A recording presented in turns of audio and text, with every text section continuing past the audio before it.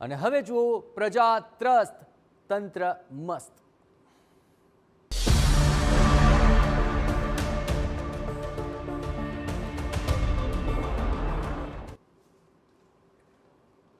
વાત તો અમદાવાદની છે, કહેવામાં તો આ સ્માર્ટ સિટી છે, આ એવું શહેર છે કે જેની હરણફાળની ગતિએ આખરે વિકાસ થઈ રહ્યો છે અને આવા દાવાઓ પણ થઈ રહ્યા છે, પરંતુ વાસ્તવિકતા શું છે તે અમે આજે તમને બતાવીશું કે જેનો બોલતો પુરાવો છે આ 3 તસવીરો, જ્યાં હકીકત એ છે કે લોકો ન તો પોતાના ઘરમાં સલામત છે ન તો ઘરની બહાર।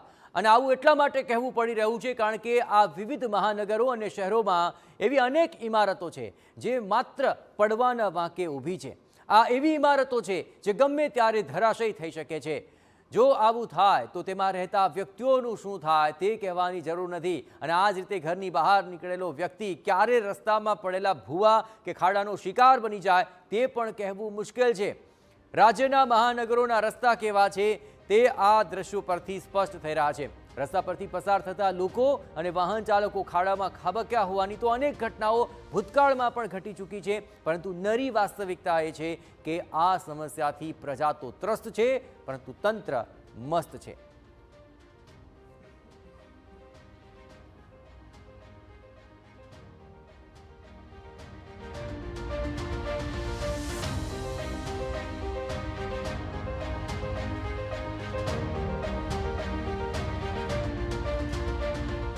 તો આ 3 તસવીરો આપ જોઈ રહ્યા છો। એક છે જર્જરિત ઇમારત, બે તરફ ભૂવો પડ્યો છે અને તેનું ચાલી રહ્યું છે સમારકામ, બે તરફ ખરાબ રસ્તાથી છે લોકો પરેશાન। તો આખરે જર્જરિત ઇમારતમાં આપ જોઈ રહ્યા છો ગમે ત્યારે આ ઇમારત ધરાશય થઈ શકે છે અને લોકોની જાનહાનિ થઈ શકે છે। તો આખરે આ તસવીર આપને બતાવી રહ્યા છીએ કે જ્યાં અચાનક જ એક મસ્ત મોટો ભૂવો પડી જાય છે, લોકો અહીં ઊભા છે અને જે જગ્યાએ આખરે ભૂવો પડ્યો છે તે જગ્યાએ જો કોઈ વ્યક્તિ ઊભી હોત તો આખરે સીધી જ તે આ ભૂવામાં ખાબકી શકી હોત, પરંતુ આવા અચાનક જ પડતા ભૂવા લોકો માટે મુશ્કેલી સાબિત કરી શકે છે। અને આપ જોઈ રહ્યા છો મહાનગરોનો આ મહાપ્રશ્ન છે, અને આપ જોઈ રહ્યા છો આ તમામ દ્રશ્યો કે જ્યાં અચાનક જ આ સામાન્ય રસ્તો લાગી રહ્યો છે અને આપ જોજો આ જગ્યા ઉપર અચાનક જ ખાડો પડી જાય છે, ભૂવો પડી જાય છે અને આખી 2-3 વ્યક્તિ તેમાં સમાઈ જાય એટલો મોટો આ ભૂવો અહીં પડી ચૂક્યો છે। અને જો કોઈ વ્યક્તિ અનાયાસે પણ જો અહીં ઊભી હોત તો એ વ્યક્તિ આ ખાડામાં ગરકાવ થઈ જાય। આ મહાનગરોની હાલત છે। મહાનગરોની અંદર આ પ્રકારની પરિસ્થિતિ જે જોવા મળી રહી છે તેમાં આપ જોઈ રહ્યા છો। બીજી એક તસવીર આપને બતાવી રહ્યા છીએ કે જ્યાં આપ જોઈ રહ્યા છો અહીં પણ જે પરિસ્થિતિ છે, આખી એક કાર જે અત્યારે સલામત લાગી રહી છે રસ્તા પર ઊભી છે, પરંતુ અચાનક જ ભૂવો પડ્યો અને આખી કાર જમીનની અંદર ગરકાવ થઈ ગઈ। આ પ્રકારની જે પરિસ્થિતિ છે તેને લઈને સૌથી મહત્વપૂર્ણ બાબત એ જણાઈ રહી છે કે આવી પરિસ્થિતિની અંદર લોકોના જીવનું જોખમ વધી ચૂક્યું છે। અને હાલ આ તમામ પરિસ્થિતિમાં ફરી એકવાર આપણે આ દ્રશ્ય બતાવી રહ્યા છીએ કે જ્યાં અત્યારે આ જે કાર છે તે સલામત ઊભી છે, પણ અચાનક જ તે ખાડામાં પડી જાય છે અને સીધી જે કાર છે આપ જોઈ રહ્યા છો સીધી જમીનની અંદર ગરકાવ થઈ જાય છે। આખરે મહાનગરોની આ હાલત જણાઈ રહી છે કે જ્યાં કોઈ પણ સમય કશું પણ થઈ શકે છે અને આપ જોઈ રહ્યા છો આ તમામ બાબતો છે। બીજી એક તસવીર આપને બતાવી રહ્યા છે, રસ્તો ખરાબ છે અને તેને કારણે આ એક મોટું હેવી વ્હીકલ ત્યાંથી પસાર થયું ને સાથે આપ જોઈ રહ્યા છો અહીં ભૂવો પડી ચૂક્યો છે। આ રસ્તાની આ ખસ્તા હાલત છે, આપ જોઈ રહ્યા છો જો આપ સલામત રીતે ત્યાંથી જઈ રહ્યા છો અને અચાનક જ આ રસ્તામાં ખાડા પડે છે તો આખરે આ પરિસ્થિતિ સર્જાય છે અને આખરે તેમાં કોઈને પણ જીવનું જોખમ ઊભું થઈ શકે છે।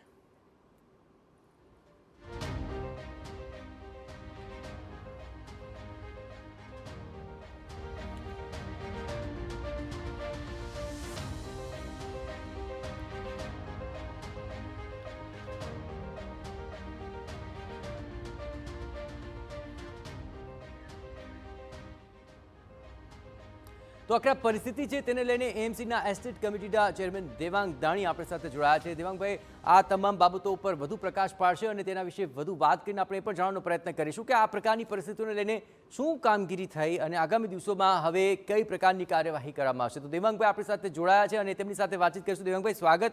ખાસ કરીને આ પરિસ્થિતિની અંદર જ્યારે ઇમારતો ધરાશયી થાય અને કોઈ પણ મુશ્કેલી બને ત્યારબાદ આખર કાર્યવાહી શરૂ થતી હોય છે, પરંતુ શું પ્રી મોન્સૂન કામગીરી હોય કે આ પછી વરસાદ પહેલા જે કામગીરી કરાતી હોય છે, શું આ વખતે એ પ્રકારની કામગીરી કરાય છે ખરી? અને જો કરાય છે તો તેનું પરિણામ સામે કેમ નથી આવતું? દેવાંગભાઈ।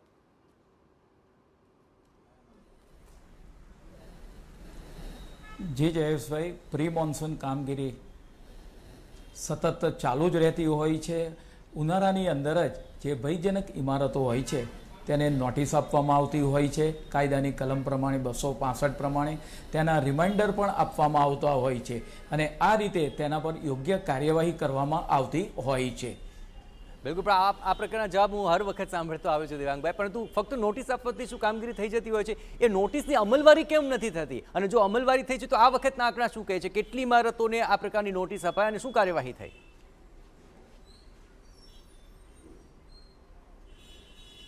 જયેશભાઈ, આપને જણાવતા એમ કહું છું કે જે જગ્યાએ ભયજનક ઇમારતોની ફરિયાદો મળે છે ત્યાં આગળ તંત્ર દ્વારા તેને નોટિસ આપવામાં આવે છે. ગયા વખતે આ મોન્સૂનની અંદર 85 જેટલી જે ફરિયાદો પ્રાપ્ત થઈ તેમાંથી 38 ફરિયાદોની જે જર્જરિત ભાગ હતો ઇમારતોનો તે ભાગને દૂર કરવામાં આવ્યો છે અને કેટલીક જગ્યાએ મધ્ય ઝોનની અંદર કેટલાક ભાડવાત અને મકાન માલિકના ઇસ્યુ થતા હોય છે અને તેને આધારે કેટલીક વાર આ ટેકનિક પ્રશ્ન સોલ્વ થતો નથી. પરંતુ જેવી કોઈ ફરિયાદ મળે તો કોર્પોરેશનની ટીમ દ્વારા તેને 265 પ્રમાણે તેની નોટિસ આપવામાં આવે છે. એનો જે જર્જરિત ભાગ હોય તેને ઉતારવામાં આવતો હોય છે, કારણ કે દરેકની પ્રાયોરિટી, દરેકની જિંદગી એ અમારા માટે પણ ખૂબ જ અગત્યની હોય છે. બિલકુલ, અને એ જ ચિંતાને લઈને મારો આ પ્રશ્ન છે કે આખરે આ વખતે એવી કેટલી ઇમારતો છે કે જેને આખરે તંત્ર દ્વારા નોટિસ ફટકારવામાં આવી હોય? એટલું જ નહીં, આ વખતે એવી કેટલી ઇમારતો છે કે જે ખરેખર જર્જરિત હાલતમાં છે, ગમે ત્યારે ધરાશય થઈ શકે છે? કોઈ ચોક્કસ આંકડો આપ બતાવી શકશો? સામાન્ય રીતે 1500 જેટલી 10 જેટલી આવાસોના 1500 ઇમારતોને આ નોટિસો આપવામાં આવી છે અને તેના પર એક્શન પણ લેવામાં આવ્યા છે અને આ ઇમારતોનો જે જર્જરિત ભાગ હતો એ ભાગને ડિમોલિશન કરીને દૂર પણ કરવામાં આવ્યો છે. તદુપરાંત કોર્પોરેશનની મોન્સૂન દરમિયાન 24 કલાક ટીમ દરેક ઝોનની અંદર કાર્યરત રાખવામાં આવે છે. જો આવા કોઈ સમાચાર મળે તો તરત જ ત્યાં આગળ પહોંચી જઈ લોકોને સહી સલામત રીતે બચાવી શકાય અને કોઈનો જાન ન જાય તે માટેનો પૂરતો પ્રયત્ન કરવામાં આવતો હોય છે. તે માટે તંત્ર દ્વારા એ કંટ્રોલ રૂમ પણ શરૂ કરવામાં આવે છે, જે 155 303 પર નગરજન કોઈ ફરિયાદ નોંધાવી શકે અને ફરિયાદ મળતા તરત જ તંત્રના માણસો, એફટેટ ખાતાના કર્મચારી ત્યાં આગળ પહોંચતા હોય છે અને જરૂરિયાત પ્રમાણે જો ખાલી કરાવવાનું લાગે તો પોલીસની મદદ લઈ એ મકાનમાંથી તમામ જે રહેવાસી હોય તેને ખાલી કરાવવામાં આવે છે. ચલો, આપે 1500 નો આંકડો આપ્યો અને તેને લઈને કાર્યવાહીની પણ આપ વાત કરી રહ્યા છો. હજી ઝાઝા ભૂતકાળની વાત નથી કરતો. 20 જૂને જ આપણે રથયાત્રાના અવસર ઉપર 287 જેટલી એવી ઇમારત હતો જેની નોટિસ ફટકારી હતી અને દરમિયાન આપણે ખ્યાલ છે કે ઇમારત પણ ધરાશય થઈ હતી અને એક હોનારત પણ સર્જાઈ હતી. એ જે 287 ઇમારત છે તેને લઈને અત્યાર સુધીમાં શું કાર્યવાહી થઈ, તે કાર્યવાહી વિશે પણ જરૂર જાણવા માંગીશ.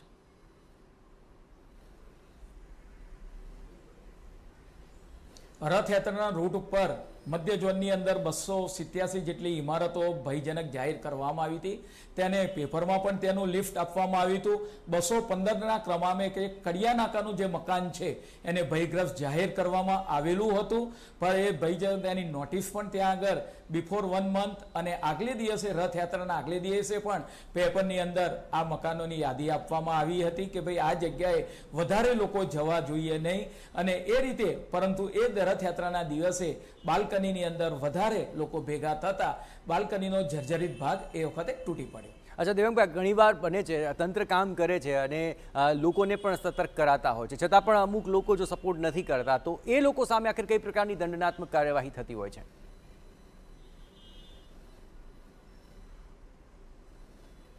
સામાન્ય રીતે કેટલીક વાર મકાન માલિક અને ભાડવતના પ્રશ્નો હોય છે.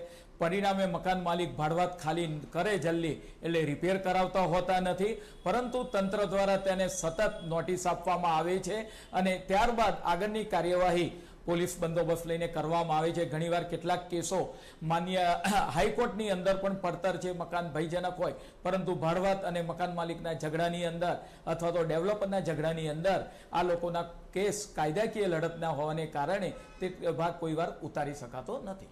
ચલો, આપે આ વાત તો ખૂબ સારી કહી દીધી, પરંતુ રસ્તાના જે ખસ્તા હાલત છે અને સાથોસાથ અનેક એવા બ્રિજ છે ત્યાં પણ આ પ્રકારની આખરે ખસ્તા હાલત જોવા મળી રહી છે. આખરે શું કામગીરી થઈ છે તો આપ મને જરૂર જણાવશો જ, પરંતુ અત્યાર સુધી ભૂતકાળમાં પણ ગયા વખતના ચોમાસામાં પણ આ પ્રકારના રસ્તા ખરાબ હતા, કાર્યવાહીની વાત થઈ હતી. ગયા વખતે જો આ પ્રકારની બેદરકારી સામે આવી છે તો કાર્યવાહી શું થઈ એ મારે આજ ખાસ જાણવું છે અને ખાસ કરીને આ વખતે જે ખસ્તા હાલત છે તેના માટે આપ કોને જવાબદાર માની રહ્યા છો?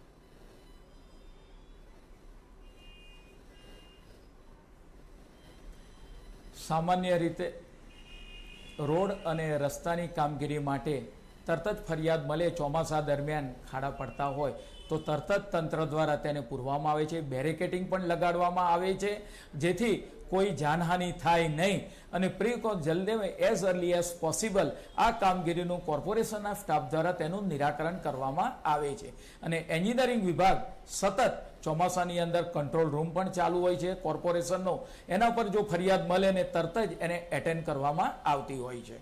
આપ બેરિકેડિંગની વાત કરી રહ્યા છો, પણ હજી હું 7 જુલાઈની જ વાત આપને યાદ કરાવી દઉં. જુહાપુરામાં એક ભૂવો પડ્યો હતો, કામ ચાલી રહ્યું હતું અને એક વ્યક્તિ કોઈપણ પ્રકારના બેરિકેડિંગ નહોતા માટે એ ભૂવામાં ખાબક્યા. પાણી ભરેલું હતું, તેમને તરતા આવડતું હતું માટે બચી ગયા, પણ બેરિકેડિંગની કોઈ વ્યવસ્થા નહોતી. તો આવી બેદરકારી થઈ રહી છે, તો તેને લઈને આખરે તંત્ર કેમ નથી ધ્યાન આપતું?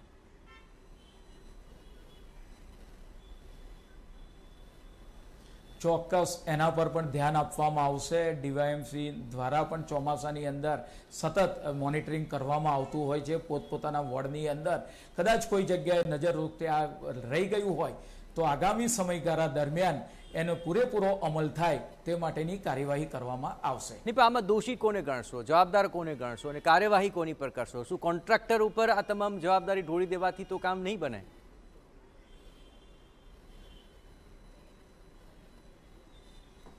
સામાન્ય રીતે કોન્ટ્રાક્ટર તદુપરાંત જે કર્મચારી છે, વોર્ડ લેવલના એન્જિનિયરો, તેમની પણ આ જવાબદારી આવતી હોય છે પોતપોતાના વોર્ડનું ધ્યાન રાખવું. અને કોઈ પણ આવી ઘટના બને અથવા તો સહેજ પણ અસર દેખાય કે આ રોડ બિસ્માર હાલતમાં થઈ રહ્યો છે તો તરત જ તેની આજુબાજુ બેરિકેડિંગ 100% કરવી જોઈએ. ચલો, આ તો કાર્યવાહીની વાત થઈ, પણ આપને ખ્યાલ છે કે આ વખતના આંકડા લઈ લો કે આ વખતના આંકડા લઈ લો, આવા ખરાબ રસ્તા, આવા ભૂવાના કામકાજ, આ ઉપરાંત અન્ય તમામ જર્જરિત ઇમારતોને લઈને લોકોના મૃત્યુ પણ થઈ રહ્યા છે.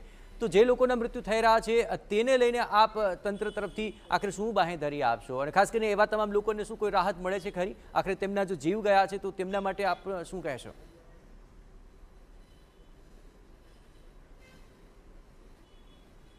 સામાન્ય રીતે કોઈનો જીવ જાય એ ખૂબ જ દુઃખદ ઘટના છે, કારણ કે પરિવારનો મોભી હોય, પરિવારનો દીકરો હોય, દીકરી હોય, કોઈનો પણ જીવ જાય એ દુઃખદ ઘટના છે.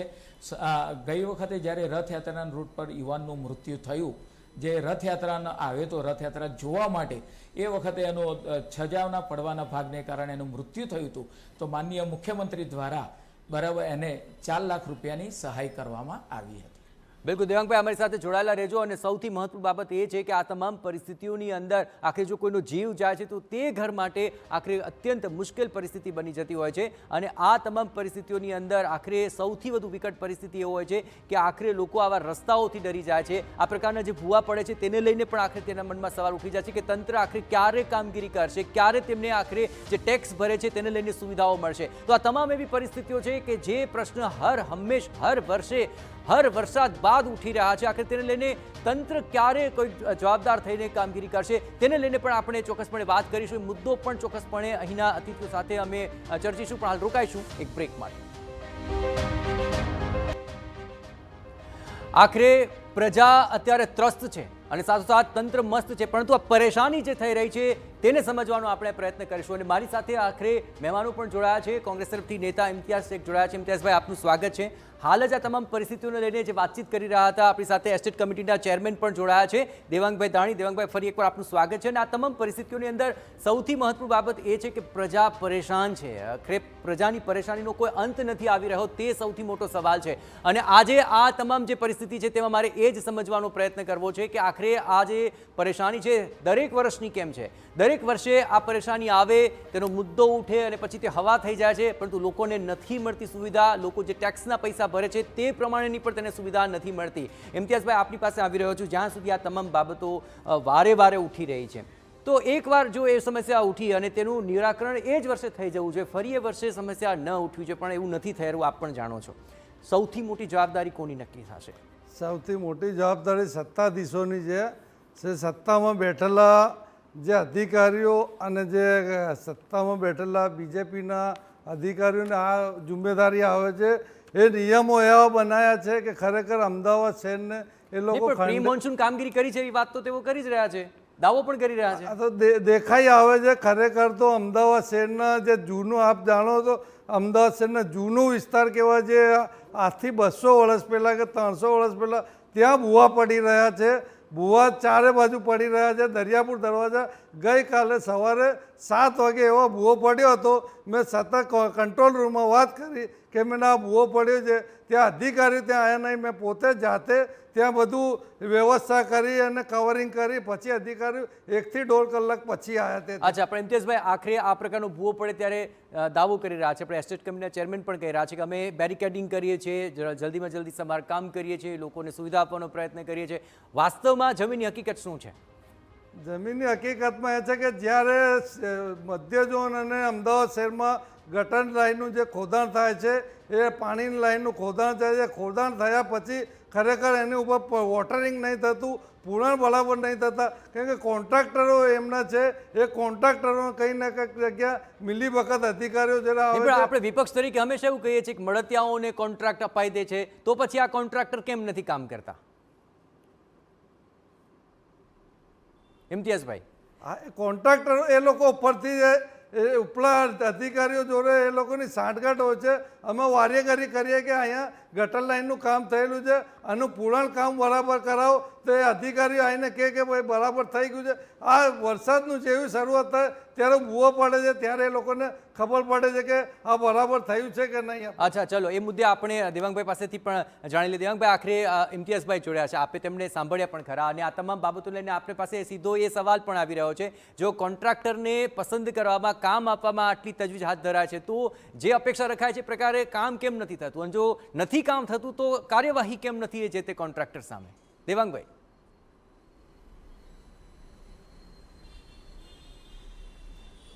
ઇમ્તિયાઝભાઈની વાત બિલકુલ સાચી નથી. કોન્ટ્રાક્ટર ક્યારે અમારા હોતા નથી. L1ની અંદર જ્યારે ટેન્ડર બહાર પડતું હોય ત્યારે કોન્ટ્રાક્ટર જે અરજી એમાં ભરતો હોય એમાં L1 આવે એ કંપનીને કામ મળતું હોય છે. એટલે મિલીભગત હોય છે, એની સાથે બિલકુલ હું એગ્રી થતો નથી ઇમ્તિયાઝભાઈની. તેમનું કામ છે અત્યારે વિરોધ કરવાનું, એટલા માટે એ પ્રણાલી. અચ્છા, ચલો એમની વાતને પણ હું આગળ વધારીને એમ કહી દઉં તો કોન્ટ્રાક્ટર જો આ પ્રકારની બેદરકારી દાખવે છે તો કાર્યવાહી કેમ નથી થતી?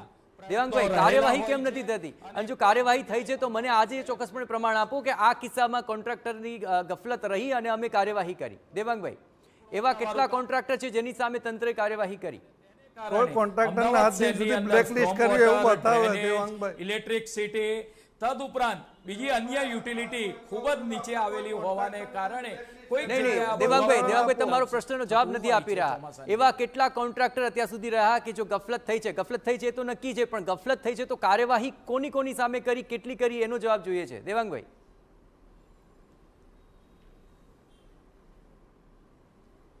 કાર્યવાહી ડીવાયએમસી કમિશનરો દ્વારા સતત એની થતી જ રહેતી હોય છે. કેટલી થઈ એ મારે જાણવું છે. તેને અમે કેવી બચાવવા માંગતા નથી. તેના પર ચોક્કસ કેટલાક કોન્ટ્રાક્ટરોને બ્લેકલિસ્ટ પણ કરવામાં આવ્યા છે, અને જે કોન્ટ્રાક્ટરનું કામ ખરાબ હશે. અચ્છા, ઇમ્તિયાઝભાઈ, કોઈ આંકડો નથી આપી રહ્યા, આપ શું કહેશો? કોઈ કોન્ટ્રાક્ટર સામે કાર્યવાહી થઈ છે? એક હાથ કોન્ટ્રાક્ટરનો કોઈ ઉદાહરણ આપ આપી શકતા હો કે જેને બ્લેકલિસ્ટ કર્યો? એવું કોઈ ઉદાહરણ હોય તો દેવાંગભાઈ બતાવે. કેમ કે મધ્ય ઝોનની અંદર અમારા પમદારની વાત કરું, પમદારે સવારે 7 વાગે ત્યાં એટલું વરસાદે નહોતું ભૂતકાળમાં કોઈ કોન્ટ્રાક્ટર સામે કાર્યવાહી થઈ છે? ભૂતકાળમાં કોઈ કાર્યવાહી થઈ નથી આજ દિન સુધી. અને કોઈ એવું બતાવે દેવાંગભાઈને કદાચ ખ્યાલ નહીં હોય, એક બી કોન્ટ્રાક્ટર એવું કોઈ હોય નહીં કે બ્લેકલિસ્ટ કર્યું હોય એવું બતાવે. આખરે કાર્યવાહી તો થઈ છે તેવી વાત કરી રહ્યા છે, પરંતુ કાર્યવાહી કેટલા સામે થઈ તેનો કોઈ આંકડો દર્શાવવા નથી આવ્યો. દેવાંગભાઈ, અમારી સાથે આ સમગ્ર ચર્ચામાં જોડાયા, આપનો પણ ખૂબ ખૂબ આભાર. ઇમ્તિયાઝભાઈ, આપનો પણ ખૂબ ખૂબ આભાર. પરંતુ પ્રશ્ન એ છે કે જો કાર્યવાહી થઈ છે તો પરિણામ કેમ નથી દેખાતું? ગયા વર્ષે જો કાર્યવાહી કરી હોય તો આ વખતે પરિણામ કેમ નથી દેખાયું? અને આ વખતે જો કાર્યવાહી કરવાના હોય તો લોકોને સુવિધા કેમ નથી મળી રહી? આ તમામ બાબતો ખૂબ જ મહત્વપૂર્ણ છે. નહીં તો આ જ રીતે વરસાદ વરસતો રહેશે, રસ્તા પર ખાડા પડતા રહેશે, ભૂવા પડતા રહેશે, પરંતુ ટેક્સના પૈસાની કોઈ પણ સુવિધા પ્રજાને નહીં મળે. અને આ તમામ બાબતો એવી છે કે જે દર વર્ષે ઉઠે છે, પરંતુ આ વર્ષે કાર્યવાહી કરો તો આવતી વખતે કદાચ સુવિધા મળી જાય તેવી અપેક્ષા ચોક્કસપણે રાખી શકાય. વિશેષમાં અત્યારે બસ આટલું જ. વધુ સમાચાર માટે આપ જોતા રહો TV9.